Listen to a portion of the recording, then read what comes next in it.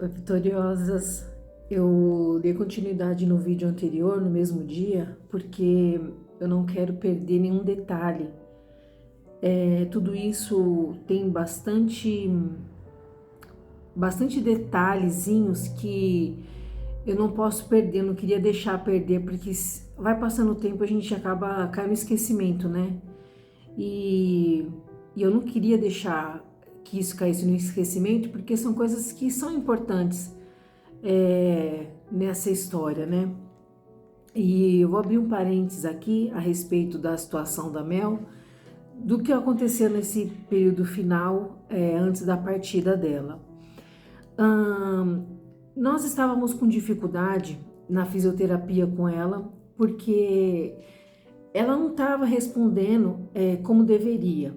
Ela estava em casa, ela estava bem, né?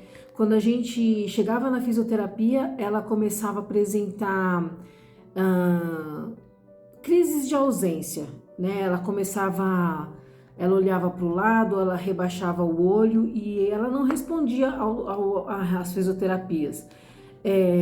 Ficava irritada e daí o profissional não sabia como lidar com ela, né? Porque toda vez que ela chegava, ela começava a apresentar ou uma coisa ou outra.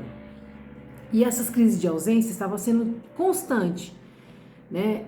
Não era uma convulsão, ela virava o olhinho e ficava um tempo meio que fora do ar, daí a gente chamava e ela já voltava, mas não estava tão ativa quanto era antigamente. Então, o que aconteceu? A fisioterapeuta dela, do CRH, me foi muito gente, ser humano incrível, gente boa mesmo. Ela falou para mim assim: olha, Adriana, porque o que você acha de escrever a Mel na rede Sara? E lá você vai tirar todas as suas dúvidas em relação ao que a Melissa tem, o que a Melissa pode evoluir, o que a Melissa não pode, o que vai, o que não vai. E aí assim a gente traça um método para ela e segue nessa linha de raciocínio, porque por enquanto a gente não tem base no que como lidar com ela, porque na verdade ela era um caso raro por conta da má formação cerebral da Mel. Já falei isso, né? Que ela, da mielo não, mas da má formação cerebral não se, dentro do estudo, né, que ela fez parte, não se achou nenhum caso igual ao dela. Então todo o avanço que a Mel teve para eles foram extraordinário, né? Porque nas condições da Mel ela não conseguiria nada. A Mel seria uma criança extremamente acamada, né? Então ela falou para mim, escreve ela na rede Sara. Lá eles tratam só com a parte tem a parte motora, mas também eles são especialistas na parte cognitiva. Eles vão investigar e eles vão te dar um norte, né, de como para onde a gente vai seguir. E, e aí eu fiz isso, mais ou menos, acho que em julho ou agosto, eu inscrevi. Então eu inscrevi a Mel na rede Sara e eu estava aguardando uma posição deles, né, me retornarem para ver como que eles iriam fazer essa avaliação da Melissa. Eu achei que nós iríamos até lá. Eu inscrevi ela na rede de Brasília e eu achei que nós iríamos até lá e eu estava ansiosa, como sou, né? Já tinha até me organizado para poder levá-la para que ela pudesse ser avaliada pelos profissionais, porque eles são, né,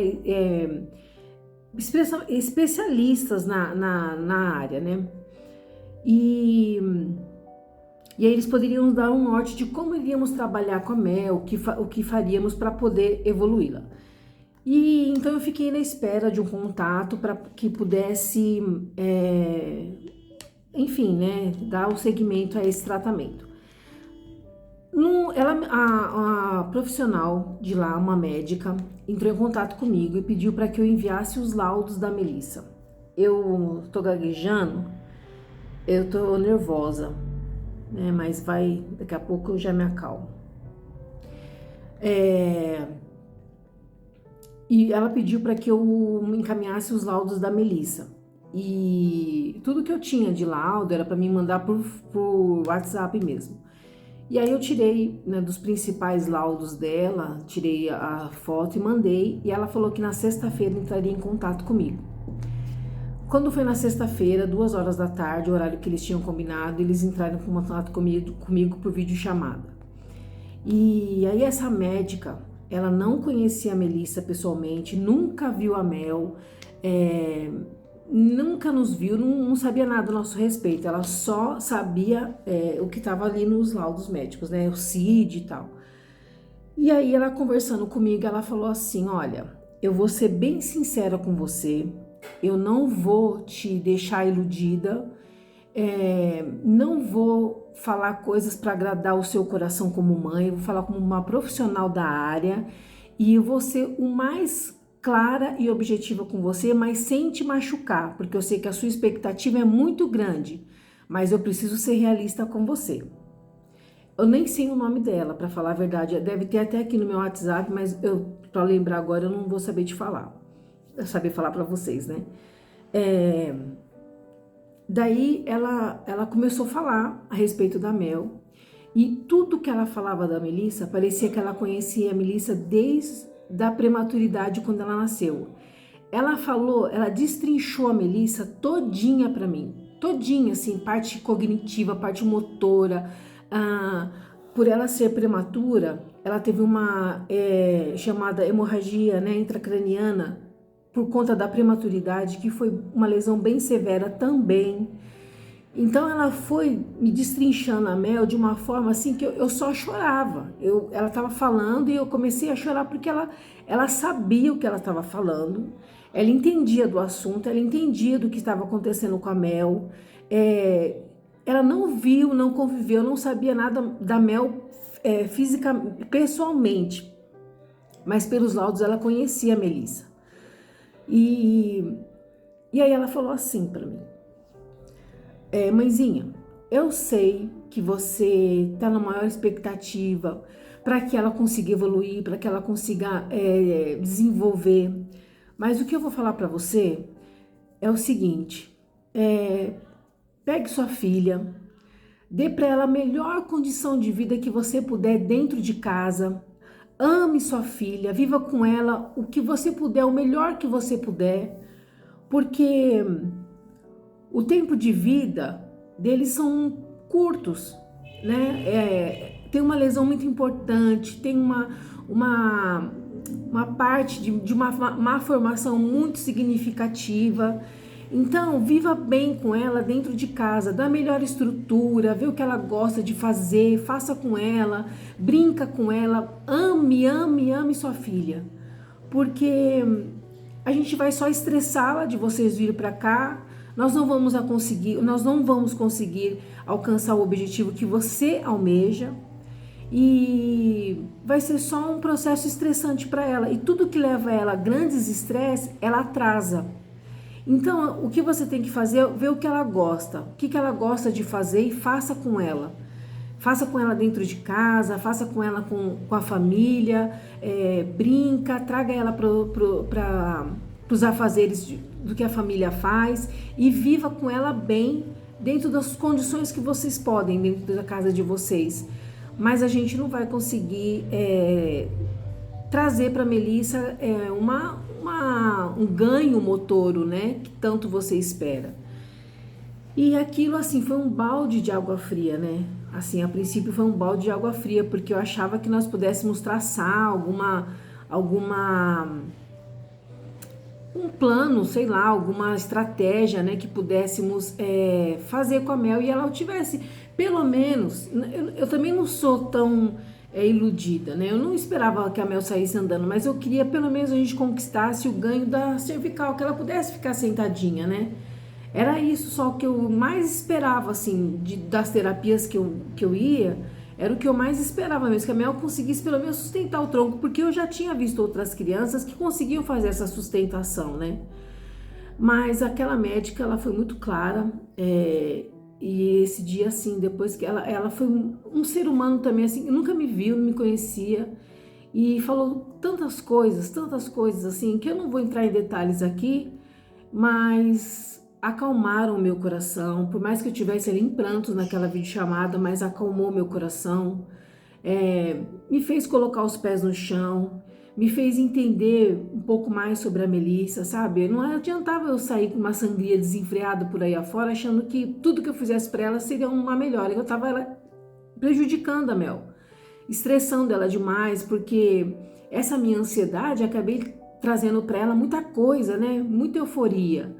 E da minha parte para ela, e sendo que ela tinha um ritmozinho dela, né? Ela era um compasso mais lento, ela era mais devagar. Eu deveria ter desacelerado, né? Mas tudo que eu fiz pela Mel foi para que ela pudesse evoluir, sabe? Assim, tudo que eu corri atrás para Mel foi para que ela pudesse evoluir. Eu acreditava na minha filha. Eu sempre acreditei que ela pudesse ir um pouco mais. Sabe, eu achava assim, não, Mel, você pode ir um pouco mais. Talvez uma cobrança minha de mãe, sei lá, mas eu achava que ela podia ir um pouco mais. Então, quando uma porta se fechava para ela, eu não me dava por satisfeita. Quando ela recebia uma alta de alguma terapia, eu não me dava por satisfeita. Eu achava que nós poderíamos continuar assim, de uma forma mais lenta, que fosse uma vez por semana, ou de 15 em 15 dias, mas não deveríamos interromper o tratamento dela. Tanto que quando eu fiz o canal, foi para que eu pudesse colocar ela numa TeraSuite da vida, que era o meu sonho ter conseguido isso para Mel. Porque eu tinha visto crianças mais ou menos no seu mesmo estilo e que conseguiram, por que a Mel não conseguiria, né? Então eu pensava assim que ela dependia de mim para tudo. Eu deveria ser os braços da Mel, a perna da Mel, a cabeça pensante da Mel. Eu teria que correr atrás de tudo por ela e para ela. E aí essa médica, quando falou tudo isso, eu e a Mel aqui em casa, e daí eu sentei no sofá, chorei muito. Falei, Senhor, me ajuda a entender como lidar com a Melissa. Eu não posso ficar fazendo isso com ela, achando que forçando ela demais vai ajudar em alguma coisa. Eu tô só prejudicando a minha filha, Senhor. Me ajuda, eu só pedi ajuda do Senhor para que eu pudesse saber lidar com a Mel.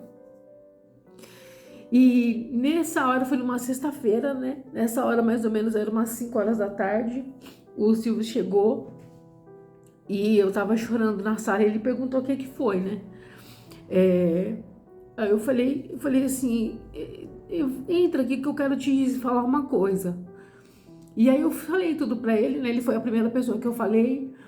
Aí ele falou, olha, você fez de tudo pela Mel. Você sempre se dedicou demais a ela. Faz o que está no seu coração. As pessoas falam porque eles são profissionais, mas faz o que está no seu coração, como você sempre fez. E aí eu falei, bom, a Mel, eu convivo com ela, eu sei quem ela é, eu conheço, né, a minha filha. Ela é uma médica que está de longe e não sabe, de repente ela não está sabendo, não enxergou minha filha como eu enxergo. Então eu vou fazer o seguinte, eu não vou parar com tudo, então eu vou escolher, né, uma fis e uma fono para que ela continuasse, e as outras então ela sai e fica só uma fis e uma fono. Era assim que eu tinha decidido que seria 2022 para Mel. Né, na minha cabeça, né? Achei que eu planejei dessa forma. E aí depois aconteceu o que veio acontecer, né? Logo em seguida, a internação dela. Mas o que eu queria dizer nesse vídeo era isso, que talvez também a gente sobrecarregar um filho de fisioterapia, de tantas coisas, achando que ele vai evoluir, às vezes eles não têm a mesma linha de raciocínio que uma pessoa normal, né? Eles chamam de linear, eles são mais baixos. Então a gente às vezes forçar demais não ajuda em nada, às vezes a gente só atrapalha. Mas eu sei que o meu desejo era só de melhora para ela, né? Nunca fiz para forçá-la nada, mas eu sabia, o dia que a Mel não tava bem, eu avisava, a Mel não vai na fisioterapia hoje, a Mel tá tendo convulsão, a Mel não tá legal. Eu consegui entender, né? Mas esse forçar um pouco a situação com a criança especial é desnecessário. né? É desnecessário. A gente tem que poder desacelerar e ir no compasso deles, né? Para que eles possam evoluir à maneira deles. A passinho de tartaruga, mas a maneira deles, né? E aí eu fiz isso com a Mel, né? Naquela situação, eu tirei ela, né? Para a gente poder ficar aquele período em casa, que nós iríamos então passar pelo processo da cirurgia. Então foi o que aconteceu. E logo depois que ela fez a cirurgia, que ela veio um pouco debilitada para o quarto, né? E nós deveríamos sair no máximo no domingo. Ela deixaria a alta assinada e nós sairíamos no domingo. Só que a Mel começou a apresentar febre após a cirurgia da gastrostomia. E daí a médica passou no plantão, falou assim: eu não vou dar alta para vocês, você vai ficar em observação para a gente ver como que ela evolui esse quadro dela. Aí eu falei assim: olha, doutora, será que não seria melhor a gente colher um exame de urina? Porque como a Mel tem mielo, a infecção urinária dela é de repetição. E de repente seja uma infecção urinária e eu consiga tratar em casa. Porque era muito estressante ficar em hospital. Era uma coisa que já estava me deixando traumatizada ficar em hospital. Nesses 4 anos e meio que a Mel esteve comigo, foram 17 internações. E a vida de hospital é muito complicada. Quem vive, né, com criança internada é muito difícil. Por uma série de motivos, higiene para nós, alimentação, o próprio descanso, a gente tem que dormir em cadeira, não tem cama, aquele sofazinho, aquela cadeira que abre, né, que fica uma caminha, não tem para todo mundo, sempre tá quebrada alguma coisa, então é muito estressante para você levar uma vida de mãe de hospitalar, sabe? O SUS, infelizmente, deixa a desejar demais nesse sentido do acompanhante, ele fica meio que largado ali, a deriva, né? Então era muito estressante. Eu sabia que a gente ia ficar esse período internada, né? Já sabia que ia ficar uns 4 dias, mas mais dias me deixava mais nervosa ainda. Por quê? A Mel se estressava com barulhos, né? Ela ficava estressada com entra e sai de enfermeiro, de médico, pessoas falando perto dela. Ela se estressava demais. Eu acho que ela ficava com a audição dela alterava porque ela ficava muito irritada. Toda vez que alguém ia ficar de acompanhante com ela, ou eu, ou a Belle, ou o Silvio, a gente percebia as mesmas coisas, né? A irritação dela com as pessoas. Ao entrarem, ao saírem, e outra criança dentro do quarto, criança chorava, criança ficava irritada, e então tudo isso deixava ela mais nervosa, e eu acreditava que quanto mais nervosa ela ficava, menos ela conseguia se recuperar para poder vir embora. Então foi o que eu falei: se a gente fizer um exame de urina, nós vamos diagnosticar, né, como é que tá, e de repente eu consigo fazer esse tratamento em casa. E aí foi feito esse exame de urina e constatou que ela estava com uma infecção urinária alta e não poderia ir para casa, teria que ser feito tratamento venoso nela. E aí nós ficamos esse período, né, do dia 6 de julho até mais ou menos do dia 6 de janeiro até o dia 14 de janeiro de 2022. E aí nós fomos para casa, né? Ela foi para casa, continuar com o profilático em casa. O profilático é um tratamento que você vai fazendo contínuo, né, com uma dosagem menor para infecção urinária. E ela veio para casa depois da cirurgia da gastrostomia. E aí começa então um novo corre-corre aqui, e daí fica para o próximo vídeo. Então, a gente se vê depois novamente. Tchau, gente!